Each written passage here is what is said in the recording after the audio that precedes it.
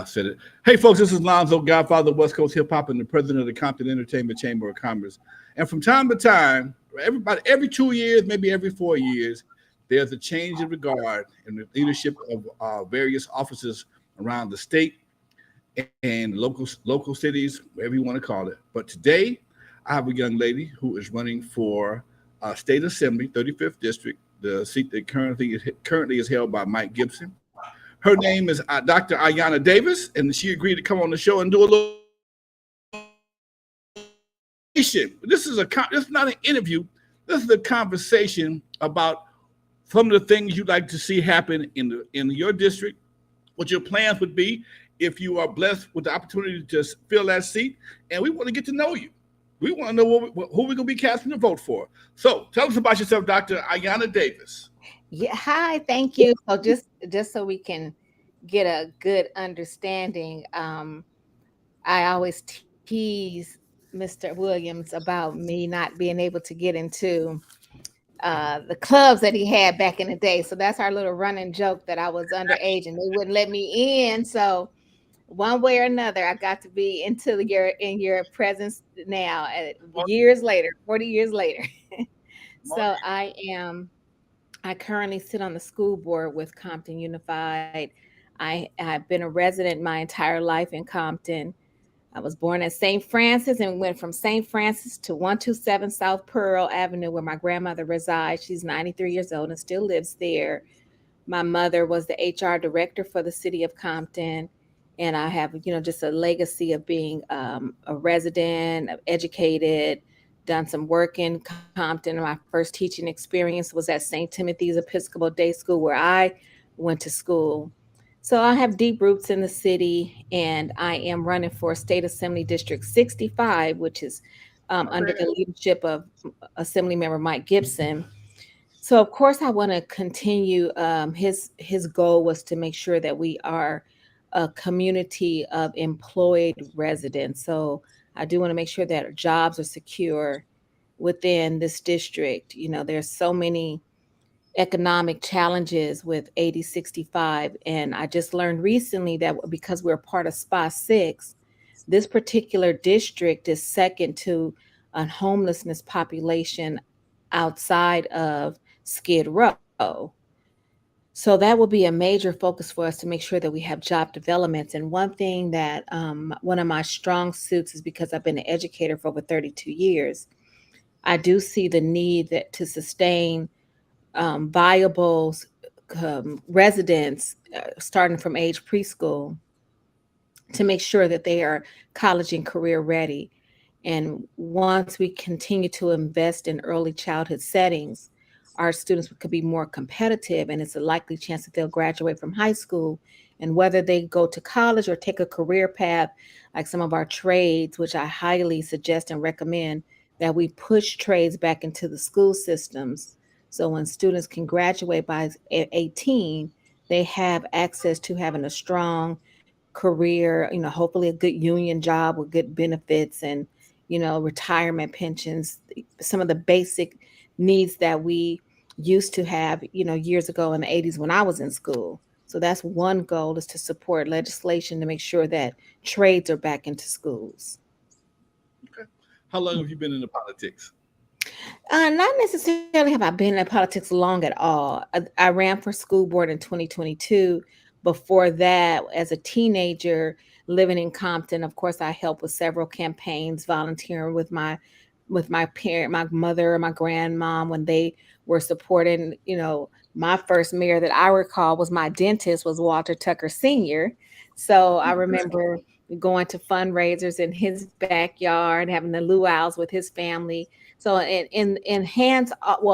my hands-on experience was more so volunteering as a political science student at USC. So my undergrad from USC, I majored in political science. So I worked on campaigns in the Compton community, the presidential campaign, which was at that time Bill Clinton.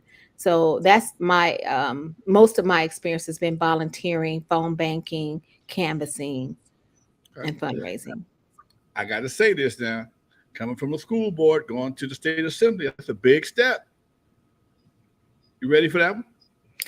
Yeah, I think the skill set is what I've gained over the years as a principal, being able to service communities. I've been a principal for near 27 years in various communities. I started off in Huntington Park. I was in Koreatown in the Valley where I served a lot of our Middle Eastern families. I'm in Westchester, which is more of a higher socioeconomic um, demographics. And I've spent most of my time, like 17 years, about 15 to 17 years in the Watts community. So because I've had various experience with different demographics, I know that there's one common need. Most folks just want to keep a good job. They want to be able to afford their housing. They want their students well educated. And me being able to balance the goals of the district, various superintendents, being able to manage a staff, and then be able to serve the community and get results. I think those skill sets I've earned and gained as an administrator in LAUSD.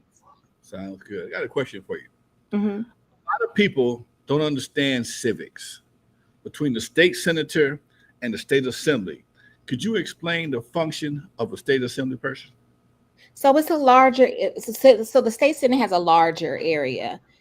They govern a larger body. Most assembly districts around service around over close to 500, 500,000 people.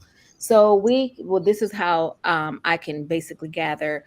We come together. We hear different groups, whether it's moms or educators, or it could be some of our labor partners, it could be small business owners, law enforcement. So everyone has needs that may apply to either their careers or their opportunities to live in the community successfully, being able to thrive.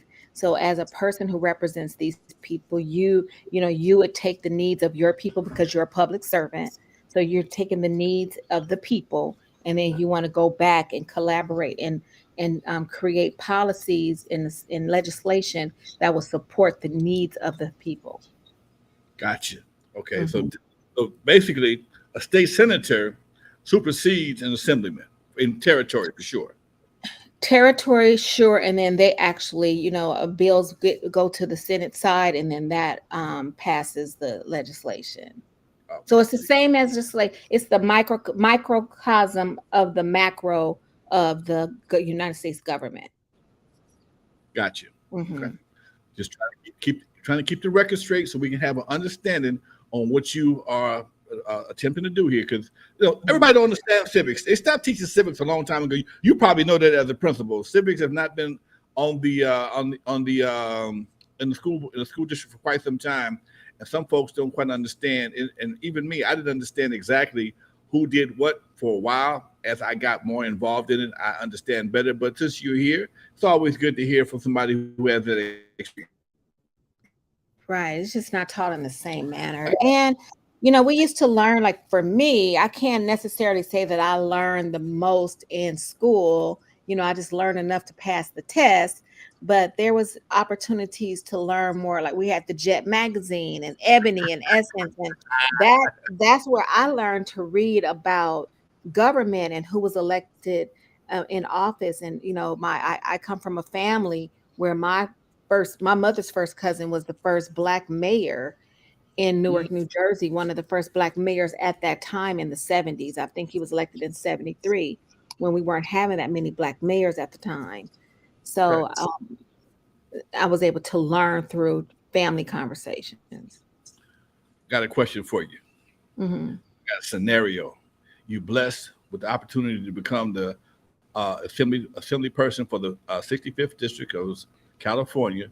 First 100 days, what would you like to see happen?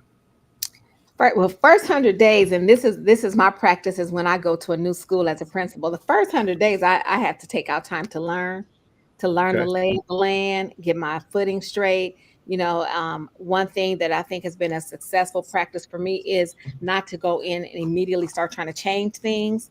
So I would learn what the assembly member, the incumbent, was previously working on, some of the things that he was servicing for the district, get a good real lay of the land, get a good sense of the district, then I could take it running.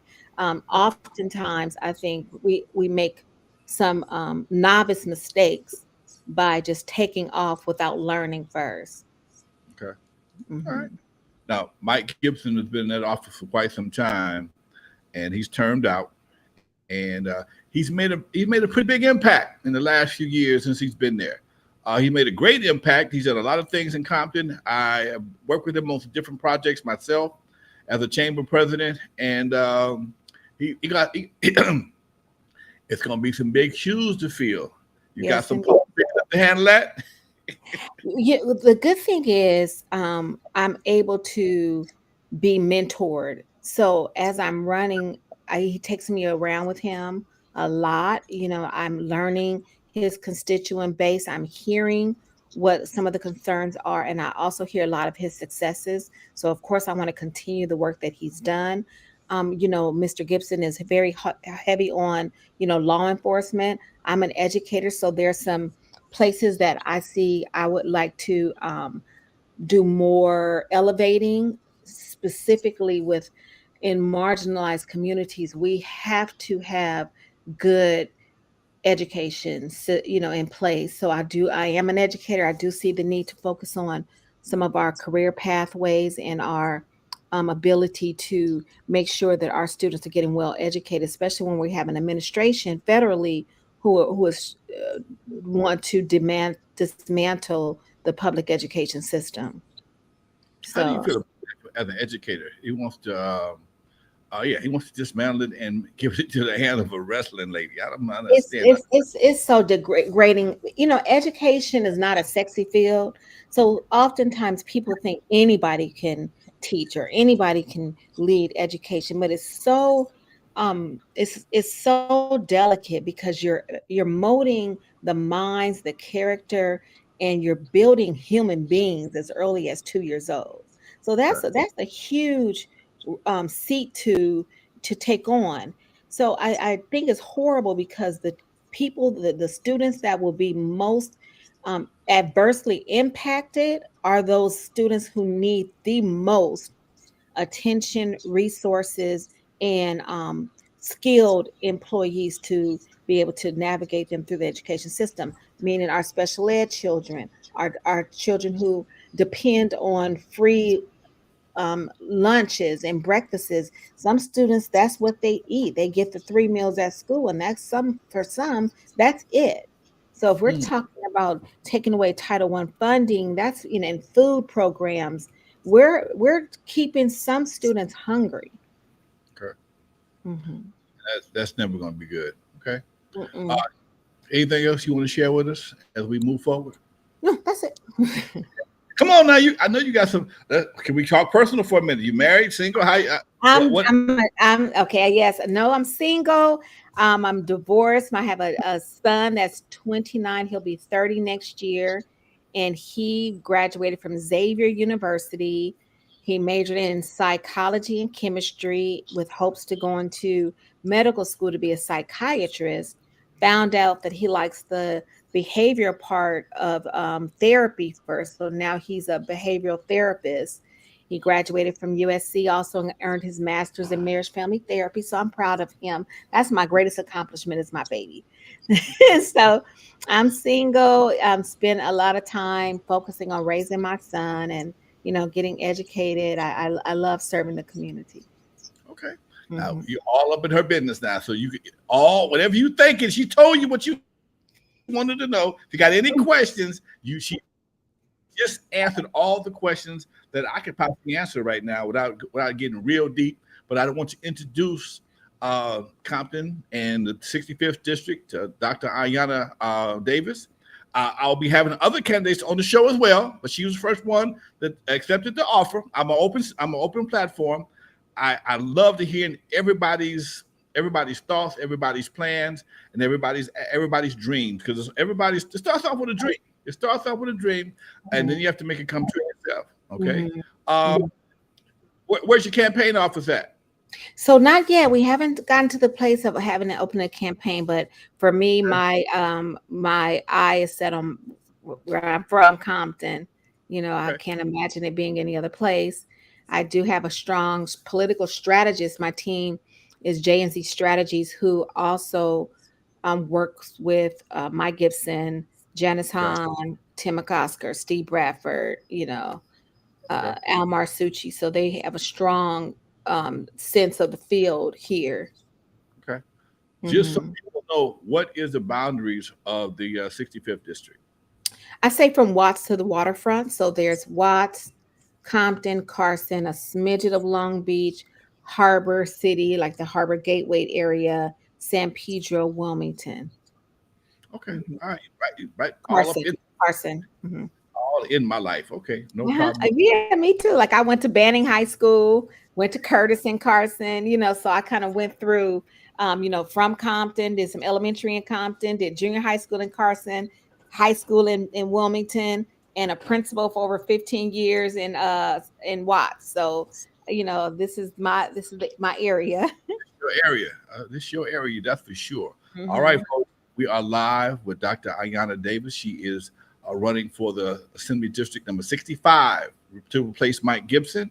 That goes from, she said, it goes from Watts to the water. That's a lot of territory.